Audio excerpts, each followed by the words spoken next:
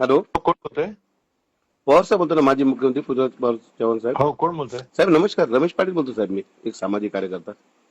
हा, बोला. पण काय? साहेब असा विषय होता की आपण एक व्हाईट कॉलर नेता आहात महाराष्ट्राचे, बरं का.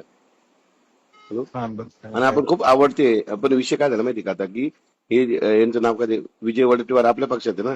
हो, ते साहेब काही पण बोलतात. आता बघा, माझं एकच म्हणणं आहे, बघा ओबीसीचं पण आरक्षण नका काढू, पण जो मराठीनं जे भेटतंय ना हा, त्यालाही विरोध न करू. ते ना म्हणजे काड्या करताय. माझं काय म्हणणं आहे बघा सर, आपण एक फिटनेस मध्ये हिरो सारखं दिसतात बरं का. हो, हो. आणि तो बघा त्याच्या ढुंगण कसं, ढेरी कसं, त्याची बुल्ली बारीक, त्याला समजून सांगा ना साहेब प्लीज. नाही, बापरे बापरे.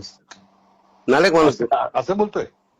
नाही नाही, मी बोललो त्याला त्याची साईज पाहून. नाही नाही हॅलो, नाही नाही, पुन्हा तसं नाही करू.